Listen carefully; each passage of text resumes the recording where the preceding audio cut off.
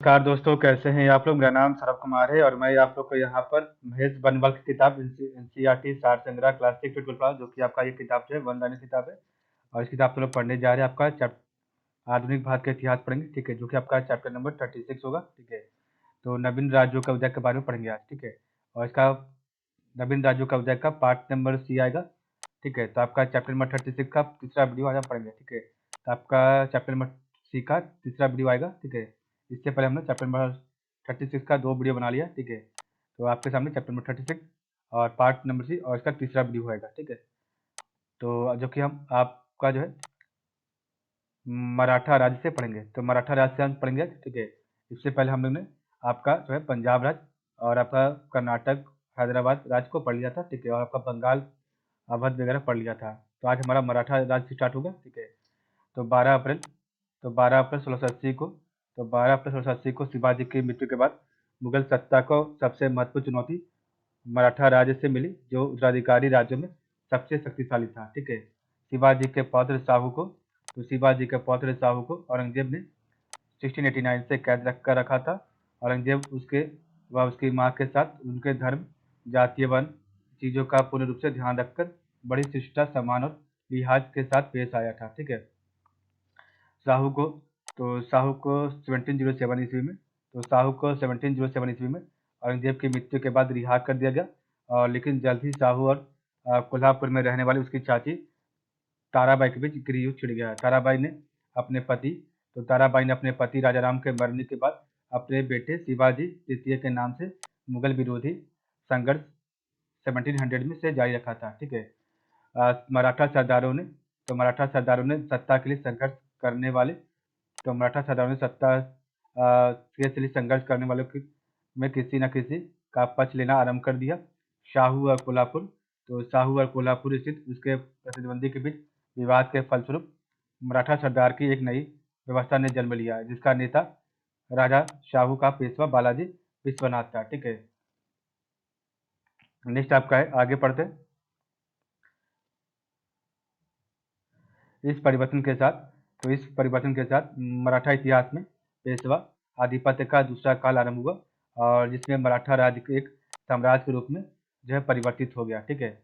बालाजी विश्वनाथ का आपका जो सब प्रथम आपके जो है बने आपके साहू, ठीक है, पेशवा, ठीक है।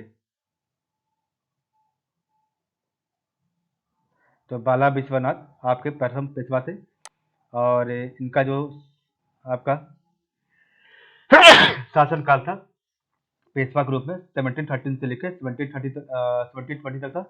तो बालाजी विश्वनाथ ब्राह्मण था, जिसने अपना जीवन एक छोटे राजस्व अधिकारी के रूप में प्रारंभ किया था।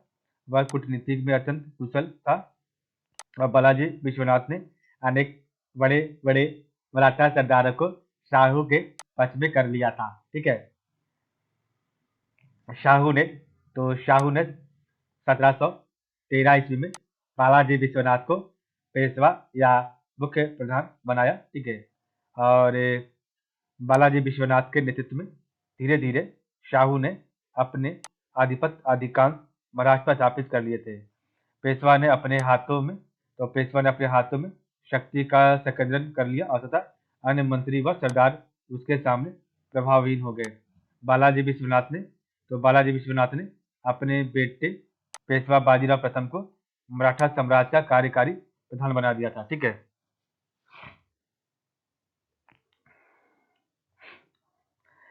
1699 से लेकर 1708 तक बालाजी विश्वनाथ धन्नाजी जादव की सेवा में रहे, और 1708 में धन्नाजी की मृत्यु के बाद उसके पुत्र चंद्रसेन यादव के ताराबाई के पक्ष में मिल जाने पर बालाजी बालाजी विश्वनाथ को शाहू की सेवा में आने का अवसर प्राप्त हुआ, ठीक है। शाहू ने चंद्रसेन के संभावित तो आपके जो चंद्रसेन थे वो आपका धन्ना जी का पुत्र था, ठीक है। और जिसने आपका जो है चंद्रसेन ताराबाई के सहयोगी था, ठीक है। तो शाहू ने चंद्रसेन के संभावित विश्वासघात से बचने के लिए एक नया पद सेना करते तो सेना को संगठित करने वाला गठित किया, और बालाजी विश्वनाथ को उस पर नियुक्त कर दिया, ठीक है। बालाजी विश्वनाथ तो बालाजी विश्वनाथ ने मराठा शक्ति को बढ़ाने के लिए मुगल अधिकारियों के आपसी विवादों पर पूरा फायदा उठाया। बालाजी विश्वनाथ 1714 में औरंगजेब के मकबरे तक पैदल चलकर खुलदाबाद गया और उसके प्रति सम्मान व्यक्त किया। बालाजी विश्वनाथ ने दक्कन की चौथ और सतमुखी देने के लिए जुल्फिकार खां को सहमत कर लिया और अंत में उसने सैयद बंधु के साथ एक समझौते पर हस्ताक्षर किए तथा वह संपूर्ण क्षेत्र जो पहले शिवाजी के राज का हिस्सा था शाहू को वापस कर दिया था। ठीक है, नेक्स्ट आपका है मराठों को दक्कन के 6 सूबों की चौथ व सदमुखी प्राप्त करने का अधिकार दे दिया गया।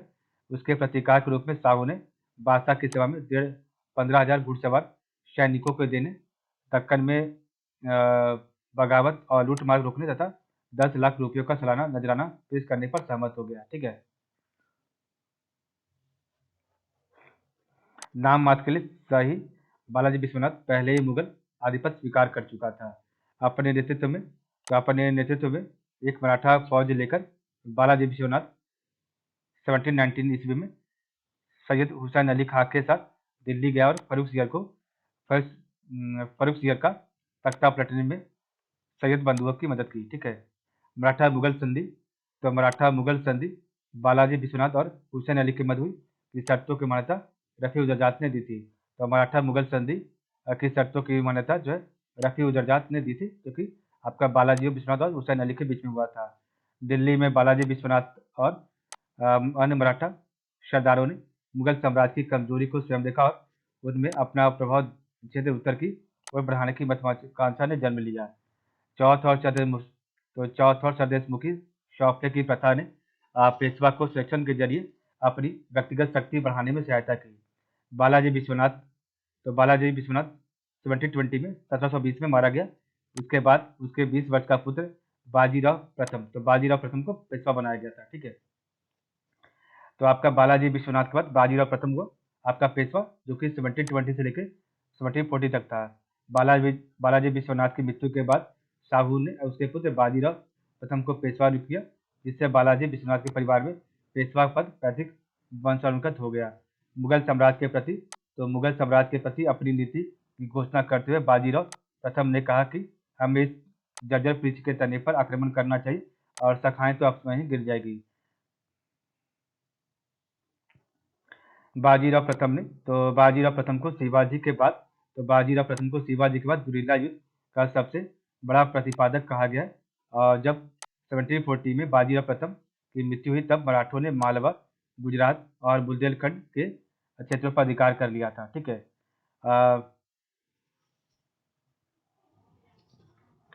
इसी काल में मराठों के गायकवाड़, होलकर, सिंधिया और भोसले परिवारों ने प्रमुखता प्राप्त की। ठीक है, तो गायकवाड़, होलकर और सिंधिया ने भोसले ने प्रमुखता प्राप्त की। बाजीराव प्रथम ने 1733 में जंजीरा के सिद्धियों के विरुद्ध एक लंबा शक्तिशाली अभियान आरंभ किया और अंततः उन्हें मुख्य भूमि से निकाल बाहर कर दिया था जंजीरा के सिद्धियों को। नेक्स्ट आपका जो पेशवा बना उसका नाम था बाजीराव। तो आपका बालाजी विश्वनाथ के बाद बाजीराव प्रथम और उसके बाद आपका बालाजी बाजीराव, जिसका शासनकाल 1740 से लेकर 1761 तक आपका मराठा का पेशवा रहा। ठीक है, तो बाजीराव प्रथम का 18 साल का पुत्र बालाजी बाजीराव, जो नाना साहब के नाम से, ठीक है, तो आपका बाजीराव प्रथम को जो है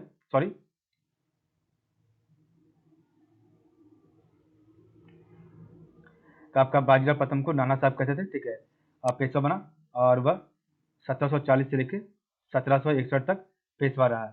बालाजी बाजीराव, तो आपका बालाजी बाजीराव ने अपने पिता का अनुसरण किया तथा उसने मराठा शक्ति को उसके उत्कर्ष पर पहुंचा दिया। उसी के शासनकाल में मराठों और अहमद शाह अब्दाली की सेनाओं के पानीपत में 14 जनवरी 1761 को एक दूसरे के आमने सामने हुआ, जिसमें मराठा सेना पूर्ण रूप से पराजित हुई।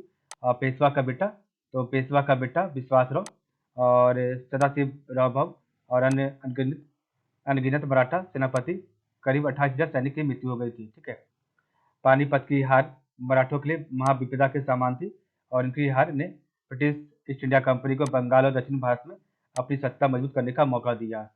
पानीपत का आपका युद्ध जो कि 14 जनवरी 1761 को हुआ। ठीक है, अहमद शाह अब्दाली ने तो अहमद शाह अब्दाली ने दुरानी वंश की स्थापना की। तो अहमद शाह अब्दाली ने दुरानी वंश की स्थापना की। मराठों के अतिरिक्त इस समय उत्तर में अन्य शक्तियों में, तो मराठों के अतिरिक्त इस समय उत्तर में अन्य शक्तियों में अवध का नवाब, ठीक है, और जाट और रूहेला प्रमुख थे। अब्दाली अवध के नवाब, तो अब्दाली अवध के नवाब अब रूहेलों का समर्थन प्राप्त करने में सफल हो गए थे। 1761 में पानीपत में निर्णायक युद्ध में राजपूतों, जाटों और सिखों एवं अन्य किसी व्यक्ति ने मराठों की मदद नहीं की थी। मराठों की प्रबल पराजय हुई और यह युद्ध इतिहास में पानीपत का तीसरा युद्ध के नाम से प्रसिद्ध हुआ। उत्तरी क्षेत्रों में, तो आपका उत्तरी क्षेत्रों में मराठों के आधिपत्य को गहरा धक्का लगा और उनके बीच जो एकता विद्यमान थी वह युद्ध के बाद समाप्त हो गई। माधवराव प्रथम, तो आपका माधवराव प्रथम जो है 1761 से लेकर 1722 तक आपका जो है शासक बना, ठीक है। तो 17 वर्षीय माधवराव 1761 में पेशवा बना। वह एक प्रतिभाशाली सैनिक और राजनेता था। मराठे 1771 में, तो मराठे 1771 में बादशाह शाह आलम को अपने सिलेक्शन में इलाहाबाद से दिल्ली ले गए और बादशाह उनका पेंशन भोगी बन गया। इसी वर्ष क्षय रोग से माधव की मृत्यु हो गई थी, ठीक है।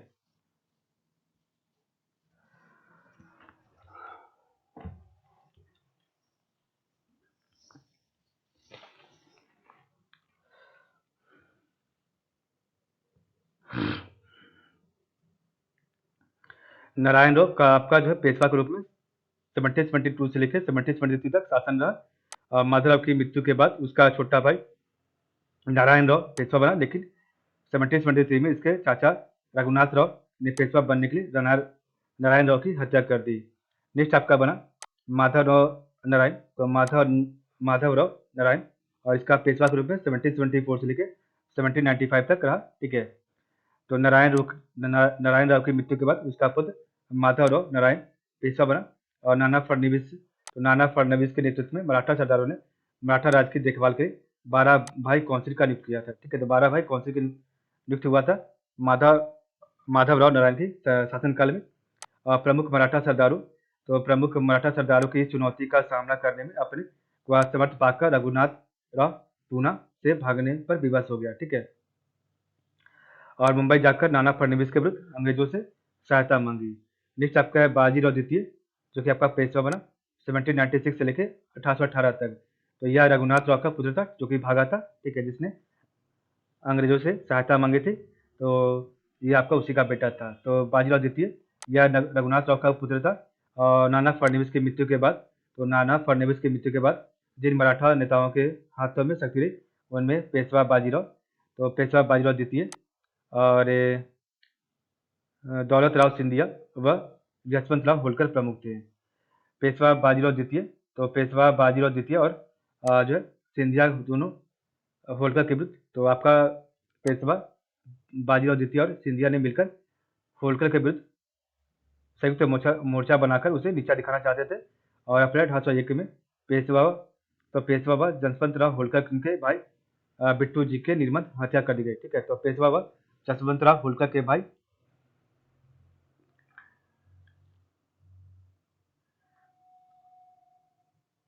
बिट्टू जी की निर्मम हत्या कर दी गई। होलकर ने पूना पर, तो होलकर में तो पेशवा ने यहाँ पर पेशवा ने जसवंत राव होलकर के भाई बिट्टू जी की निर्मम हत्या कर दी, ठीक है। तो पेशवा ने होगा, तो होलकर ने पूना पर आक्रमण कर दिया। इसके बाद पेशवा व सिंधिया की सेनाओं को 1802 में हृदयसर नामक स्थान पर हरा दिया। पूना पर अधिकार कर लिया होलकर ने, और उसने अमृत राव के पुत्र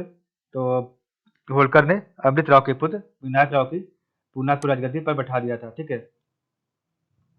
पेशवा बाजीराव द्वितीय ने भागकर बरसिंह में शरण ली तथा 31 दिसंबर 1802 को अंग्रेजों से एक संधि कर ली, जिसे बरसिंह की संधि कहा जाता है। नागपुर के भोंसले, तो आपके नागपुर के भोंसले कौन थे? तो कोल्हापुर के भोंसले व तंजावुर के बयमकोजी के वंशजों जो सतारा राजा के समान अधिकार का दावा कर रहे थे, जबकि विपरीत नागपुर की वंशावली सतारा शासकों के स्पष्ट रूप से अधीनस्थ थी, ठीक है। तो कोल्हापुर के भोंसले व तंजावुर के बयमकोजी, ठीक है, इस वंशावली के सबसे प्रतापी शासक रघुजी भोसले था, जिनका शासनकाल 1727 से लेकर 1755 तक था। इन्हें बंगाल व बिहार तो इन्हें बंगाल व बिहार में मराठा साम्राज्य के भीतर मराठा साम्राज्य के विस्तार का उत्तरदायी माना जाता है। बड़ौदा का गायकवाड़, तो बड़ौदा के गायकवाड़, तो गायकवाड़ों ने अपनी उपस्थिति 1720 में दर्ज करे। प्रारंभ में वे न सिर्फ शक्तिशाली भोसले परिवार के बल्कि दवादे परिवार के भी अधीनस्थ थे। गायकवाड़ों ने अपनी राजधानी बड़ौदा में बनाई, जिससे इस क्षेत्र में व्यापार व उत्पादन के तंत्र का पुनः एकीकरण हुआ। ठीक है। बड़ौदा में दामाजी के शासनकाल और इनकी मृत्यु 1768 के बाद कुछ परिवर्तन का युग आया। दामाजी के अंतिम उत्तराधिकारी फतेह सिंह अधिक समय तक पेशवाओं के सहयोगी नहीं बने। 1770 ईस्वी के उत्तरार्ध में उसने अंग्रेज ईस्ट इंडिया कंपनी से समझौता किया और 1800 ईस्वी तक पेशवाओं के बदले अंग्रेज उत्तराधिकारी के मामले पर निर्णय लेते थे, जो 19वीं शताब्दी में उनके अधीनस्थ शासक बन गए थे।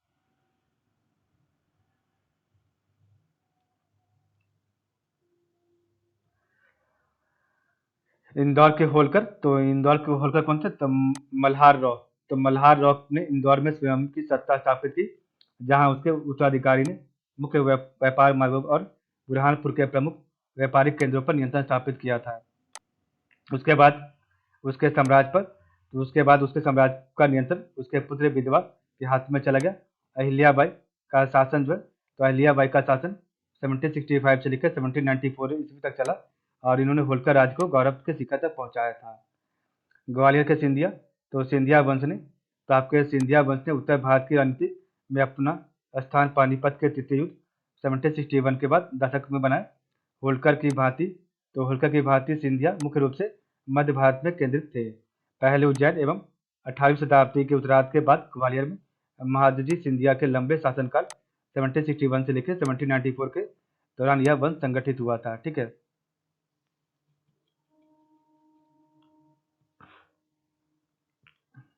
महादजी कुशल व नव परिवर्तनकारी सैन्य शासक सिद्ध हुए और वे उत्तर भारत में अपने साम्राज्य का विस्तार करने में सफल रहे, जो अफगान हमलों के उपरांत कमजोर हो गया था।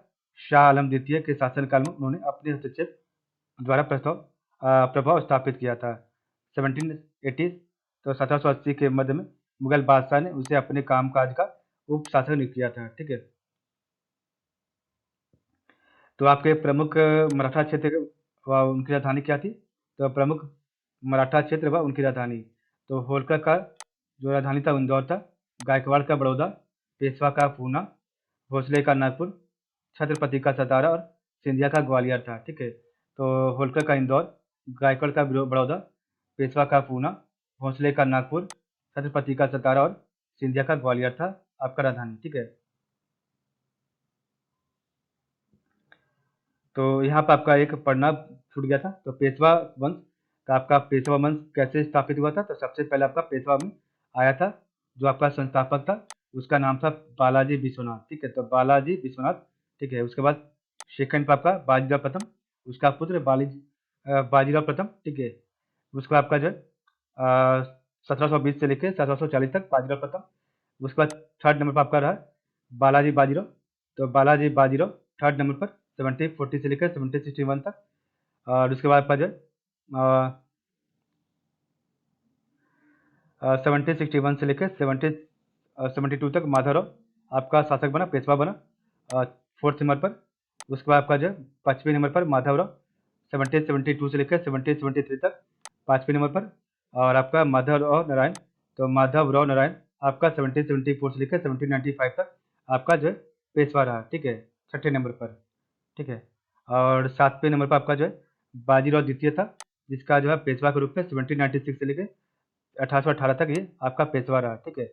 और बस इतना ही तक था, आखिरी पेशवा था बाजीराव द्वितीय। ठीक है। तो बालाजी विश्वनाथ पहला, उसके बाद आपका जो है बाजीराव प्रथम, उसके बाद आपका बालाजी विश्वनाथ 1740 से लेकर 1761 तक, और आपका बाजीराव प्रथम 1720 से लेकर 1760 तक। और उसके बाद आपका बाजीराव द्वितीय, उसके बाद आपका फोर्थ नंबर पर माधवराव 1761 से लेकर 1722 तक। उसके बाद आपका नारायण राव 1772 से लेकर 1723 तक। उसके बाद आपका नारायण जो माधवराव नारायण 1774 से लेकर 1795। उसके बाद 7वें नंबर पर बाजीराव द्वितीय 1796 से लेकर 1880 तक, ठीक है। तो आपका जो है बाजीराव का दो पुत्र था, एक का नाम था रघुनाथ राव, इसे रघुबा बोलते थे, ठीक है, और एक का नाम था बालाजी बालाजी बाजीराव, ठीक है। और बालाजी विश्वनाथ का दो बेटा था, एक का नाम था बाजीराव प्रथम और एक का नाम था चिमनाजी अप्पा, और इसी का बेटे का नाम था सदाशिव भाव, जो कि आपका पानीपत के तीसरे युद्ध में मारा गया था 14 जनवरी 1761 को, ठीक है। और आपका जो है रघु रघुनाथ राव रघुबा का दो पुत्र था, एक अमृत राव और एक बाजीराव, एक आपका चिमनाजी अप्पा, ठीक है। तो चिमनाजी अप्पा यहाँ पर, ठीक है। उसके बाद आपका बालाजी बाजीराव, तो बालाजी बाजीराव आपका विश्वास राव, माधव राव और नारायण राव, ठीक है। और इधर आपका जो है अमृत राव के बाद यहाँ पर विनायक राव दत्तक पुत्र था, और बाजीराव का द्वितीय का जो आपका दत्तक पुत्र का नाम था नाना साहिब, ठीक है। तो अमृत राव का दत्तक पुत्र का नाम था विनायक राव, और बाजीराव द्वितीय का दत्तक पुत्र का नाम था नाना साहिब, ठीक है। मराठों द्वारा की गई प्रमुख संधियां, तो मराठों द्वारा की गई प्रमुख संधियां कौन कौन थी? तो पुरंदर की संधि 1665 में, जय सिंह व शिवाजी के बीच में, सगौली की संधि 1750 में, बालाजी बाजीराव व राजा राम के बीच में, और झलकी की संधि 1752 में, बालाजी व हैदराबाद के निजाम के बीच में, राक्षस भुवन की संधि, तो राक्षस भुवन की संधि 1763 में, माधवराव सिंधिया व हैदराबाद के निजाम के बीच में, कांकापुर की संधि 1769 में, माधवराव सिंधिया व जनको जी के बीच में, सूरत की संधि 1775 में, रघुनाथ राव व ईस्ट इंडिया कंपनी के बीच में, पुरंदर की संधि 1776 में, माधवराव नारायण व अंग्रेज के बीच में 1726 में, बड़गांव की संधि 1729 में, माधवराव नारायण व अंग्रेज के बीच में, शालवाई की संधि 1782 में, माधवराव नारायण व अंग्रेज के बीच में, ठीक है। पश्चिम की संधि 1802 में, बाजीराव द्वितीय व अंग्रेज के बीच में, ठीक है। देवगांव की संधि 1803 में, भोसले बरार व अंग्रेज के बीच में, ठीक है। सुरजी अर्जुन गांव की संधि 1803 में, सिंधिया व अंग्रेज के बीच में, ठीक है। राजापुर घाट की संधि 1804 में, होलकर व अंग्रेज के बीच में, पूना की संधि 1870 में, बाजीराव द्वितीय व अंग्रेज के बीच में, ठीक है। ग्वालियर की संधि 1817 में, दौलत राव सिंधिया व अंग्रेज के बीच में, और मंदसौर की संधि 1818 में, होलकर व अंग्रेज के बीच में हुआ था, ठीक है। तो पुरंदर की संधि 1665 में हुआ था, सगौली की संधि 1750 में, झलकी की संधि 1752 में, राक्षस भूमन की संधि 1763 में, कांकापुर की संधि 1769 में, सूरत की संधि 1775 में, पुरंदर की संधि 1776 में, और बड़गांव की संधि 1779 में, सालबाई की संधि 1782 में, बसिन की संधि 1802 में, और देवगांव की संधि, तो देवगांव की संधि 1803 में, और सुरजी अर्जुन गांव की संधि 1803 में, राजापुर घाट की संधि 1804 में, और पूना की संधि 1817 में, ग्वालियर की संधि 1817 में, आपका मंदसौर की संधि 1818 में हुआ था, ठीक है। तो आपका पुरंदर की संधि जो हुआ था जय सिंह व शिवाजी के बीच में, ठीक है। सगौली की संधि हुआ था आपका बालाजी बाजीराव और राम के बीच में, झलकी की संधि हुआ था बालाजी व हैदराबाद के निजाम के बीच में, और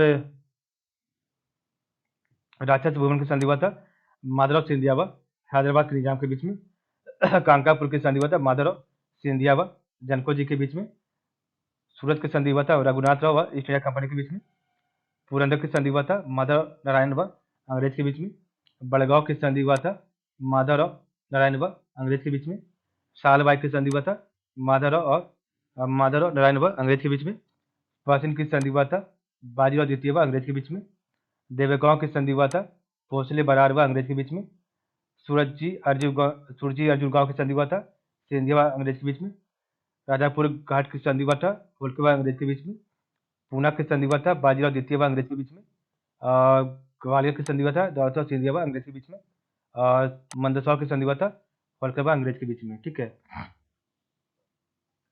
आंग्ल मराठा युद्ध, तो आंग्ल मराठा युद्ध हुआ था जो कि प्रथम आंग्ल मराठा युद्ध, इसकी अवधि 1725 से लेकर 1782 में, और यहाँ का पेशवा था माधवराव, ठीक है। इसके शासनकाल में हुआ था, और इसमें आपका गवर्नर जनरल था वॉरेन हेस्टिंग, और ये आपका जो प्रथम आंग्ल मराठा युद्ध सालबाई की संधि के साथ 1782 में समाप्त हुआ था, ठीक है। द्वितीय आंग्ल मराठा युद्ध 1803 से 1814 तक हुआ था, और इसमें पेशवा आपका था बाजीराव द्वितीय, और इसमें आपका जो गवर्नर जनरल था वो आपका था जॉर्ज बार्लो और प्लेजली, और ये आपका राजघाट की संधि 1805 के साथ समाप्त हुआ था। तृतीय आंग्ल मराठा युद्ध तो तृतीय अंग मराठा युद्ध, ये आपका इसकी अवधि थी 1817-1818, ठीक है। और ये आपका जो यहाँ पर पेशवा था बाजीराव द्वितीय था, और इस समय का आपका गवर्नर जनरल था लॉर्ड हेस्टिंग, और ये आपका पूना की संधि के साथ 1820 के साथ समाप्त हुआ था, ठीक है। तो प्रथम आंग्ल मराठा युद्ध 1725 से लेकर 1782, द्वितीय आंग्ल मराठा युद्ध 1803 से लेकर 1806, और तृतीय आंग्ल मराठा युद्ध 1870 से लेकर 1818, ठीक है। और आपका प्रथम आंग्ल मराठा युद्ध में पेशवा था माधवराव, और द्वितीय आंग्ल मराठा युद्ध में आपका पेशवा था बाजीराव द्वितीय, और तृतीय आंग्ल मराठा युद्ध में पेशवा था आपका बाजीराव द्वितीय, ठीक है। और प्रथम आंग्ल मराठा युद्ध में आपका गवर्नर जनरल था वारेन हेस्टिंग, द्वितीय आंग्ल मराठा युद्ध में आपका गवर्नर जनरल था जॉर्ज बार्नवाल वेलेस्ली, और तृतीय आंग्ल मराठा युद्ध में आपका गवर्नर था लॉर्ड हेस्टिंग। तो प्रथम आंग्ल मराठा युद्ध का संधि हुआ था समाप्त सालबाई की संधि के साथ 1782 में, और द्वितीय आंग्ल मराठा युद्ध का समाप्त हुआ था राजघाट की संधि 1805 में, और तृतीय आंग्ल मराठा युद्ध का आपका समाप्त हुआ था संधि पूना की संधि के साथ 1817 में हुआ था, ठीक है। नेक्स्ट आपका है नेक्स्ट हम पढ़ेंगे आपका मैसूर के बारे में, ठीक है। तो पढ़ते मैसूर, तो इसमें आपका हैदर अली के बारे में पढ़ते मैसूर में। तो 18वीं शताब्दी के दौरान भारत में अनेक नए राज्यों का उदय हुआ, और दक्षिण भारत में हैदराबाद के बाद हैदर अली के अधीन जिस सबसे महत्वपूर्ण सत्ता का उदय हुआ वह मैसूर था, ठीक है। 18वीं शताब्दी में तो 18वीं शताब्दी के शुरू में नंजाराम राजस्व विभाग तथा वित्त विभाग के अधीक्षक और देवराज मुख्य सेनापति नाम के दो मंत्रियों ने मैसूर की तख्ती अपने हाथों में ले लिया, और तथा वहां के राजा चिक्का कृष्णराज को अपनी कठपुतली बना लिया था, ठीक है। तो 18वीं शताब्दी के शुरू में नंजराम राजस्व तथा वित्त के अधीक्षक और देवराज मुख्य सेनापति नाम के दो मंत्रियों ने मैसूर की तख्ती अपने हाथों में ली थी, तथा वहां के राजा चिक्का कृष्णराज को अपने कठपुतली बना लिया था। हैदर अली का जन्म 1721 में एक अत्यंत सामान्य परिवार में हुआ था, जिसने अपना जीवन मैसूर की सेना में साधारण अधिकारी के रूप में शुरू किया था, ठीक है। हैदर अली शिक्षित नहीं था, लेकिन कुशाग्र बुद्धि और प्रतिभा का धनी था। वह अत्यंत परिश्रमी, लगनशील, साहसी और दृढ़ निश्चयी था। हैदर अली एक प्रतिभाशाली सेनानायक के साथ चालाक रणनीतिज्ञ था, और 1755 में डिंडीगुल में हैदर अली ने एक आधुनिक शस्त्रागार स्थापित किया था। इसमें उसने फ्रांसीसी विशेषज्ञों की मदद की थी। हैदर अली ने वर्ष 1761 में नंजराम को सत्ता से अलग कर दिया और मैसूर राज का अपना अधिकार स्थापित कर लिया। हैदर अली ने अपनी सत्ता के लगभग आरंभ से मराठा सरदारों, निजाम व अंग्रेजों के सेनाओं के कई बार पराजित किया और मद्रास तक पहुंच गया था, ठीक है।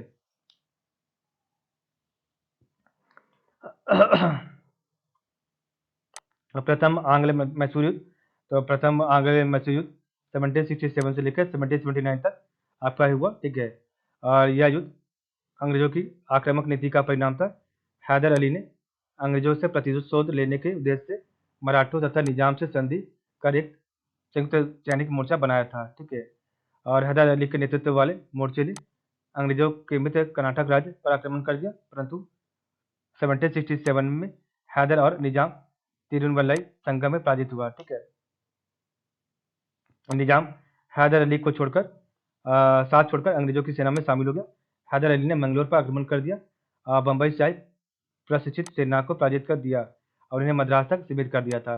1769 में अंग्रेजों ने हैदर अली की शर्तों पर मद्रास की संधि की, और इसी शर्तों के अनुसार दोनों पक्षों ने एक दूसरे के जीते हुए क्षेत्रों को छोड़ दिया।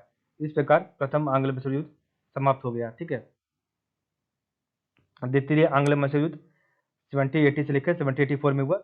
इस युद्ध के समय पुनः हैदर अली ने निजाम और मराठों से अंग्रेजों के विरुद्ध संधि कर ली, और 1773 में अंग्रेजों ने मैसूर में स्थित फ्रांसीसी नियंत्रण वाले माहे पर आक्रमण कर अधिकार कर लिया, जो हैदर के लिए एक खुली चुनौती थी, ठीक है।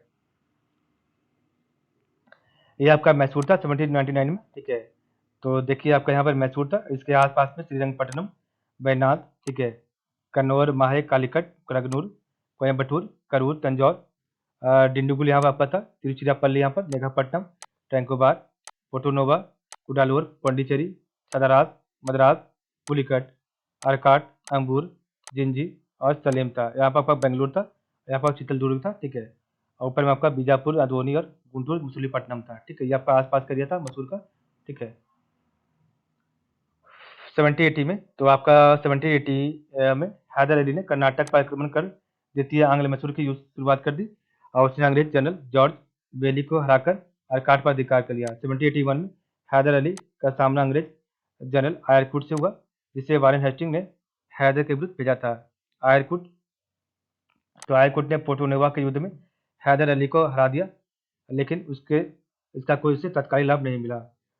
1782 में हैदर ने एक बार पुनः अंग्रेजी सेना को हराकर पराजित करने में सफल हुआ, लेकिन युद्ध क्षेत्र में घायल हो जाने के कारण 7 दिसंबर 1782 को हैदर अली की मृत्यु हो गई। 1784 के तक टीपू ने तृतीय युद्ध को जारी रखा। अंततः दोनों पक्षों में मैंगलोर की संधि हो गई, ठीक है। दोनों पक्षों में मैंगलोर की संधि हो गई 1784 में, और जिसके तहत दोनों पक्षों ने एक दूसरे के जीते हुए प्रदेश को वापस कर दिया। मैंगलोर की संधि से असंतुष्ट गवर्नर जनरल वारेन हेस्टिंग ने कहा कि यह लॉर्ड मैकार्टनी कैसा आदमी है, मैं अभी भी विश्वास करता हूं कि वह संधि के बाद भी कर्नाटक को खो बैठेगा। टीपू सुल्तान 1782 से लेकर 1799 तक ये आपका सुल्तान बना, और टीपू सुल्तान 1782 में अपने पिता हैदर अली की मृत्यु के बाद मैसूर की राजगद्दी पर बैठा। राजनीतिक दूरदर्शिता, तो राजनीतिक दूरदर्शिता में यह अपने पिता हैदर के समकक्ष ठहरता है, ठीक है, ठहरता था। टीपू सुल्तान एक पढ़ा लिखा योग्य शासक था, और इसे अरबी, फारसी, उर्दू एवं कन्नड़ भाषाओं का ज्ञान था, ठीक है।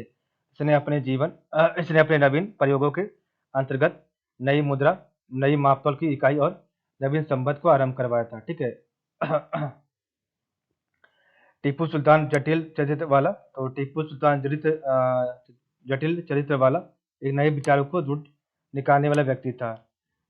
कुछ वर्ष पूर्व श्रृंगेरी पत्रों से पता चलता है कि जब 1719 में मराठा आक्रमणों से श्रृंगेरी के मंदिर का भाग टूटा गया, तो श्रृंगेरी के मुख्य पुरोहितों की प्रार्थना पर टीपू सुल्तान ने मंदिर की मरम्मत कर लिए शारदा देवी की मूर्ति की स्थापना के लिए धन दिया था। सुल्तान ने श्रीरंगपट्टनम के दुर्ग में स्थित श्रीरंगनाथ नरसिंह गंगाधरेश्वर के मंदिर की पूजा में कभी हस्तक्षेप नहीं किया। तो सुल्तान ने श्रीरंगपट्टनम के दुर्ग में स्थित रंगनाथ नरसिंह गंगाधरेश्वर के मंदिर की पूजा में कभी हस्तक्षेप नहीं किया। टीपू सुल्तान ने फ्रांसीसी क्रांति में गहरी दिलचस्पी ली, और उसने श्रीरंगपट्टनम में स्वतंत्रता का वृक्ष लगाया और जैकोबिन क्लब का सदस्य बनाया गया, ठीक है। टीपू सुल्तान ने जागीर देने की प्रथा को समाप्त कर राज्य की आय बढ़ाने का प्रयास किया, तथा वह 1/3 हिस्सा भू राजस्व के रूप में लेने लगा, ठीक है। टीपू सुल्तान की यह अत्यंत प्रिय युक्ति थी। एक शेर की तरह एक दिन जीना बेहतर, लेकिन भेड़ की तरह लंबे जिंदगी जीना अच्छा नहीं है, ठीक है। तृतीय आंग्ल मैसूर युद्ध, तो आपका तीसरा आंग्ल मैसूर युद्ध 1790 से लेकर 1791 के बीच में हुआ। तो टीपू सुल्तान के समय लड़े गए तृतीय आंग्ल मैसूर युद्ध का कारण अंग्रेजों ने सुल्तान के ऊपर इस आरोप को लगाकर तैयार किया कि उसने फ्रांसीसियों से अंग्रेजों के विरुद्ध गुप्त समझौता किया है तथा त्रावणकोर पर आक्रमण कर दिया। अंग्रेजों ने मराठों और निजाम के सहयोग से श्रीरंगपट्टनम पर आक्रमण कर दिया, ठीक है।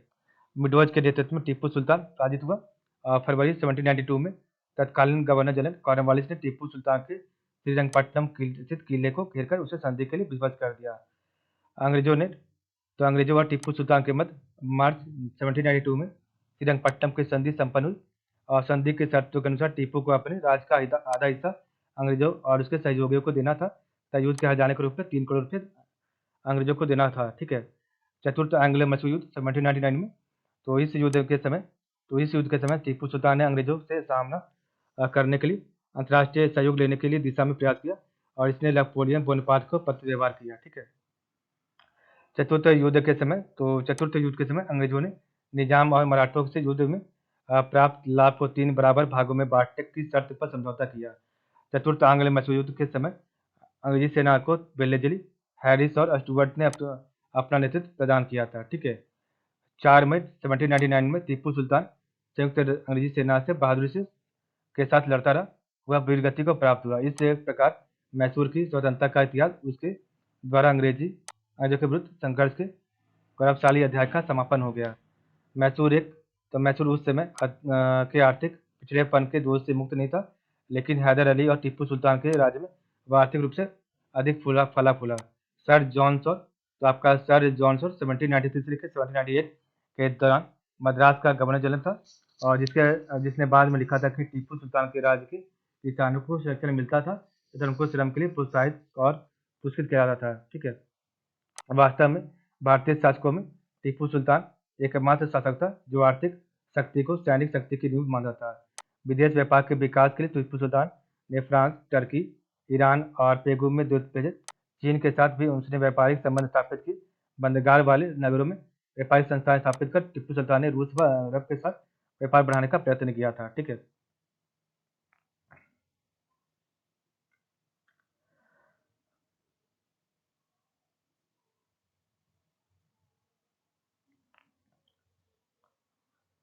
नेक्स्ट आपका आंग्ल मैसूर युद्ध। तो आपका आंग्ल जो मैसूर युद्ध हुआ था, तो प्रथम आंग्ल मैसूर युद्ध 1767 से लेके 1769 तक हुआ था, और इसमें आपका मैसूर का शासक हैदर अली और बंगाल का गवर्नर लॉर्ड ब्रेरेस के बीच में हुआ था। ठीक है, और ये आपका जो प्रथम आंग्ल मैसूर युद्ध मद्रास की संधि 1769 के साथ समाप्त हुआ था। ठीक है, और इसमें विशेष क्या था, तो हैदर अली दक्षिण भारत का प्रथम शासक था जो अंग्रेजों से पराजित नहीं हुआ था। ठीक है, द्वितीय आंग्ल मैसूर युद्ध। तो द्वितीय आंग्ल मैसूर युद्ध आपका 1780 से लेकर 1784 के बीच में हुआ था, और इसमें आपका जो मैसूर का शासक था हैदर अली, और इसमें आपका जो बंगाल का गवर्नर था वारेन हेस्टिंग। ठीक है, और ये आपका जो है द्वितीय आंग्ल मैसूर युद्ध आपका मैंगलोर की संधि के साथ 1784 में समाप्त हुआ था, और हैदर अली की मृत्यु के बाद टीपू सुल्तान के नेतृत्व में युद्ध आपका जारी रहा था। ठीक है, तृतीय आंग्ल मैसूर युद्ध 1790 से लेकर 1792 के बीच में हुआ, और टीपू सुल्तान यहाँ पर आपका शासक था। ठीक है, और लॉर्ड कार्नवालिस, तो आपका लॉर्ड कार्नवालिस जो था आपका गवर्नर था, और श्रीरंगपट्टनम संधि के साथ आपका जो है तृतीय आंग्ल मैसूर युद्ध 1792 में समाप्त हो गया था। ठीक है, और इसमें विशेष था टिप्पू सुल्तान की स्थिति कमजोर हो गई थी। ठीक है, चतुर्थ आंग्ल मैसूर युद्ध आपका 1799 में हुआ था। टीपू सुल्तान यहाँ पर शासक था मैसूर का, और लॉर्ड वेलेजरी आपका गवर्नर जनरल था भारत का। ठीक है, और मैसूर के संधि के साथ, तो मैसूर की सहायक संधि 1799 के साथ ये आपका समाप्त हुआ था, और टीपू सुल्तान की यहाँ पर मृत्यु गई थी। पुनः मैसूर में वाडियार वंश की स्थापना की गई थी, और अंग्रेजों ने वाडियार वंश के शासक से सहायक संधि किए थे। ठीक है, तो ये आपका था टोटल। तो आंग्ल मैसूर युद्ध, प्रथम आंग्ल मैसूर युद्ध 1767 से लेकर 1769 तक, द्वितीय आंग्ल मैसूर युद्ध 1780 से लेकर 1784 तक, और तृतीय आंग्ल मैसूर युद्ध 1790 से लेकर 1792 तक, और चतुर्थ आंग्ल मैसूर युद्ध आपका 1799 के बीच में हुआ था। ठीक है, आपका प्रथम आंग्ल मैसूर युद्ध मद्रास की संधि के साथ समाप्त हुआ था। द्वितीय आंग्ल मैसूर युद्ध आपका मंगलोर की संधि के साथ समाप्त हुआ था, और तृतीय आंग्ल मैसूर युद्ध आपका जो है श्रीरंगपट्टनम की संधि के साथ समाप्त हुआ था, और चतुर्थ आंग्ल मैसूर युद्ध आपका मैसूर की सहायक संधि के साथ समाप्त हुआ था। ठीक है, तो आज के लिए बताइए, आप लोग का बहुत बहुत धन्यवाद। ठीक है, तो कल हम आपका चैप्टर नंबर पढ़ेंगे 37। ठीक है, तो आप लोग का बहुत बहुत धन्यवाद। ठीक है।